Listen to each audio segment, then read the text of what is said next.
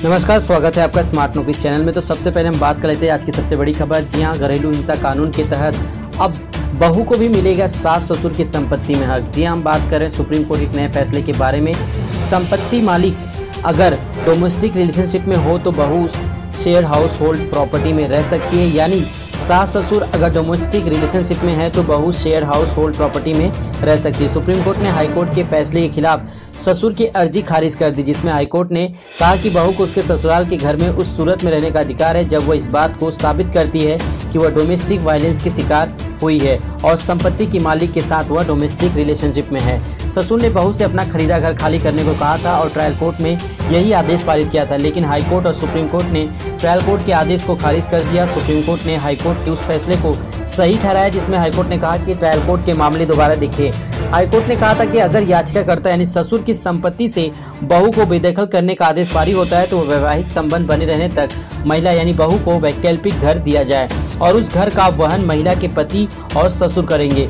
Supreme court ने साफ किया कि डोमेस्टिक वायलेंस एक्ट का आदेश सिविल सूट में साक्ष्य बनेगा, लेकिन सिविल सूट का फैसला साक्ष्य के तहत होगा। ट्रायल कोर्ट ने बहू को ससुर की खरीदी संपत्ति से निकालने का आदेश दिया था। मौजूदा मामले में ससुर ने ट्रायल कोर्ट में अपने न्यू फ्रेंड्स कॉलोनी के घर में रहने वाली बहू को वहां से हटाने और संपत्ति का पोजीशन उनके हवाले करने की गुहार लगाई थी। याचिका ने कहा था कि उनके बेटे की शादी हुई और उसके बाद बहू बेटे के साथ उनकी खरीदी गई संपत्ति के पहले फ्लोर में रहे।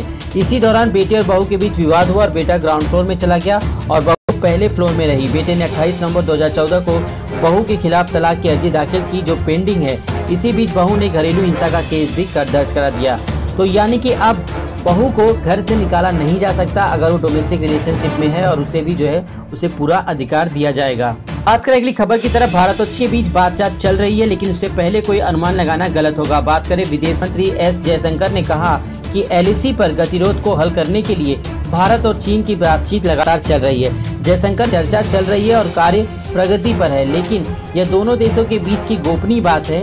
ब्लूमबर्ग इंडिया इकोनॉमिक फोरम में उनके एलएसी पर स्पष्ट स्थिति के बारे में खास तौर पर पूछा गया था। जयशंकर कहा कि वह भारत और चीन के बीच चल रही बातचीत के नतीजों को लेकर कोई अनुमान नहीं लगाना चाहते क्योंकि ये दोनों देशों के बीच एक गोपनीय बात है। तो चलते हैं अपने अगली खबर की तरफ। जी हाँ दोस्तों, आईपीएल का खेल कल का रोमांचक रहा क्योंकि पहले राहुल गेल का खेल, फिर पूरन का विनिंग 6 और 171 रन बनाकर भी विराट की टीम हार गई। जी हाँ, हम बात कर रहे हैं आईपीएल के एक रोमांचक मुकाबले में। बेहद रोमांचक मुकाबले में किंग्स 11 पंजाब ने रॉयल चैलेंजर्स बेंगलोर को 8 विकेट से हरा दिया।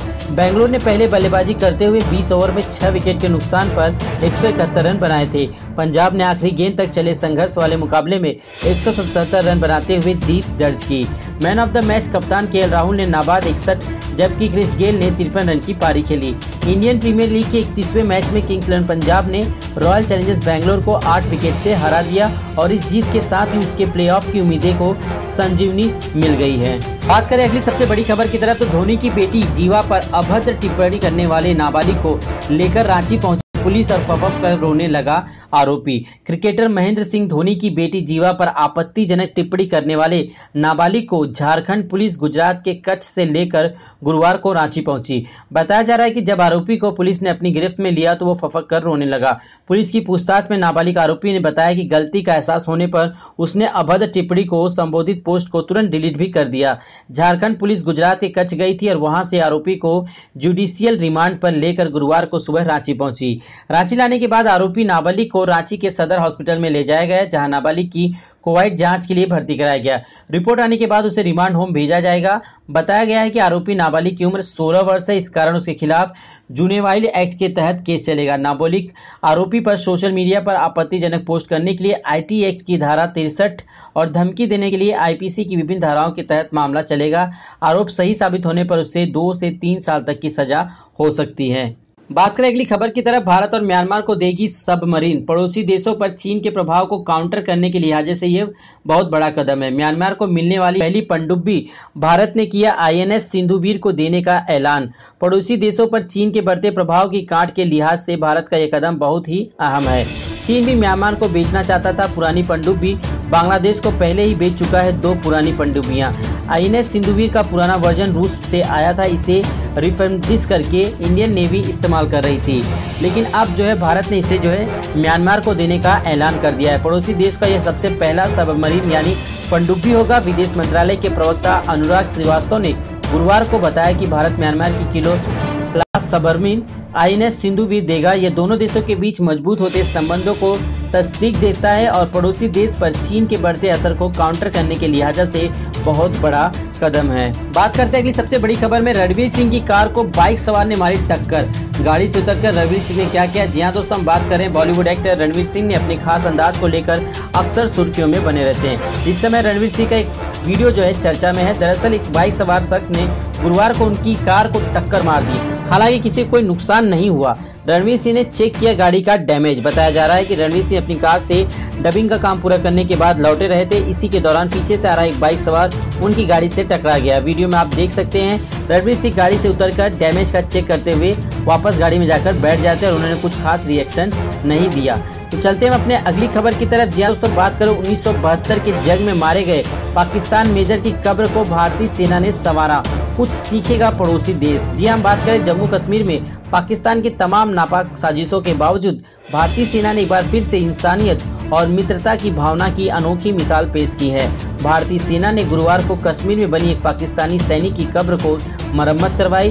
भारतीय सेना ने कब्र की मरम्मत करते समय कहा कि कोई भी फौजी चाहे किसी भी देश का हो, उसकी इज्जत जरूर की जानी चाहिए। सेना ने जिस कब्र की मरम्मत कराई वह पाकिस्तान के मेजर मोहम्मद शब्बीर खान की है। शब्बीर खान थाना 05 यानी 5 मई 1972 को नियंत्रण रेखा के पास हुए एक संघर्ष के दौरान मारे गए थे। शब्बीर खान को इसके बाद भारतीय जमीन पर सुपर्दे खाक किया गया था। इसे भी भारतीय सेना ने पूरे सम्मान के साथ पूरा कराया। तो ये अपने आप में एक इंसानियत जो है सामने दिखाती है कि भारतीय सेना किस प्रकार तक सभी के लिए जो है एक संदेश देती है। तो चलते हैं हम अपने अगली खबर की तरफ। लाख कोशिशों के बाद मोदी सरकार ने राज्य को GST से हुए नुकसान से राहत देने का ढूंढा एक नया रास्ता। हम बात कर रहे हैं केंद्र और कुछ राज्यों के बीच विवाद का विषय बने GST क्षतिपूर्ति के मुद्दे को सुलझाने की दिशा में पहल करते हुए केंद्र सरकार ने माल एवं सेवा कर यानी GST राजस्व में संभावित कमी की भरपाई के लिए राज्यों की तरफ से खुद 1.1 लाख करोड़ रुपए का कर्ज लोन लेने की घोषणा की है। वित्त मंत्रालय ने बृहस्पतिवार को इस संबंध में वक्तव्य जारी किया। कोविड-19 संकट के बीच अर्थव्यवस्था में नरमी से माल एवं सेवा कर यानी GST संग्रह में कम हो रहा है, जिससे राज्यों के बजट पर असर पड़ रहा है। राज्यों ने वैट समेत अन्य स्थानीय कर्ज के एवज में GST का स्वीकार किया था। उन्होंने जुलाई 2017 में नई अप्रत्यक्ष कर व्यवस्था इस शर्त पर स्वीकार की थी कि राजस्व संग्रह में किसी प्रकार की कमी होने पर उसकी भरपाई अगले 5 साल तक केंद्र सरकार करेगी। इस कमी को पूरा करने के लिए बाजार से कर्ज लेने का विकल्प राज्यों को दिया गया था, लेकिन कुछ राज्य इससे सहमत नहीं थे। वित्त मंत्रालय ने बयान में कहा कि राज्यों को मौजूदा कर्ज सीमा के अलावा 1.1 लाख करोड़ रुपए का ऋण लेने का विशेष व्यवस्था की पेशकश की गई। इसमें कहा गया है कि विशेष व्यवस्था के तहत GST राजस्व संग्रह में अनुमानित 1.1 लाख करोड़ रुपए, यह मानते हुए कि सभी राज्य इसमें शामिल होंगे कि राजस्व क्षतिपूर्ति के लिए भारत सरकार उपयुक्त किस्तों में कर्ज लेगी।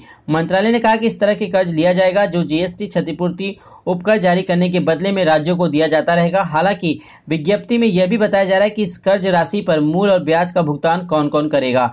वित्त मंत्रालय द्वारा जारी विज्ञप्ति में कहा गया है कि राज्यों के लिए केंद्र द्वारा कर्ज लेने पर पूरी राशि के लिए एक ही ब्याज दर को सुनिश्चित किया जाएगा और इस तरह के कर्ज का भुगतान करने में भी सुविधा होगी। बयान में कहा गया कि इस कर्ज से भारत सरकार के राजकोषीय घाटे का पर कोई असर नहीं पड़ेगा। तो चलते हैं अपने अगली खबर की तरफ। जी हाँ दोस्तों, इस समय सबसे बड़ी समस्या बन के आ रही बेरोजगारी को लेकर। जी हाँ, भारत में जो है लगातार बेरोजगारों की संख्या बढ़ती जा रही है और अभी तक केंद्र सरकार या राज्य सरकारों का इस पर कोई विशेष ध्यान नहीं दिया जा रहा है। बात करें बिहार विधानसभा चुनाव में, इस समय बेरोजगारी मुद्दे को लेकर तेजस्वी यादव बहुत ही ज्यादा फॉर्म में नजर आ रहे। नीतीश कुमार की सरकार को घेरा है कि किस प्रकार से बेरोजगारी जो है बिहार में सबसे ज्यादा अपने चरम पर है और बिहार में प्रवासी मजदूरों की संख्या भी सबसे ज्यादा है जो अन्य राज्यों से जाकर अपना पेट पालते हैं। तो बात करें इसी बात को लेकर जो है नीतीश कुमार और तेजस्वी यादव के बीच जो है कहासुनी चल रही है और दोनों ही पार्टियां चुनाव में अपने अपने वोटरों को लुभाने के लिए नए नई योजनाएं ला रहे हैं। लेकिन फिलहाल बिहार विधानसभा जो है नजदीक है। अब देखते हैं कौन सी पार्टी चुनाव जीतकर सत्ता में वापसी करती है। तो दोस्तों, अगर आपको जानना है विशाल, जी हाँ, स्पेशल ट्रेनों के बारे में। 900 से ज़्यादा स्पेशल ट्रेनें इस समय देश भर में चलाई जा रही हैं और ये 900 ट्रेनें कौन कौन से राज्य में चलाई जा रही हैं, किन किन रूटों पे चलाई जा रही हैं, नाम और नंबर के साथ। तो आप हमें कमेंट बॉक्स में कमेंट कीजिए अपने रूट के बारे में। जी हाँ, आपको किस रूट पर सफ़र करना है, हम आपको बताएंगे कि आपके रूट पे चलने वाली स्पेशल ट्रेनों के बारे में। जी हाँ, पूरी लिस्ट के साथ हम आपको सेंड करेंगे आपके रूट पर चलने वाली तमाम ट्रेनें। तो दोस्तों, उम्मीद करता हूँ आज की जानकारी आपको पसंद आई हो। अगर वीडियो पसंद आए तो वीडियो को लाइक और चैनल को सब्सक्राइब करना ना भूलें।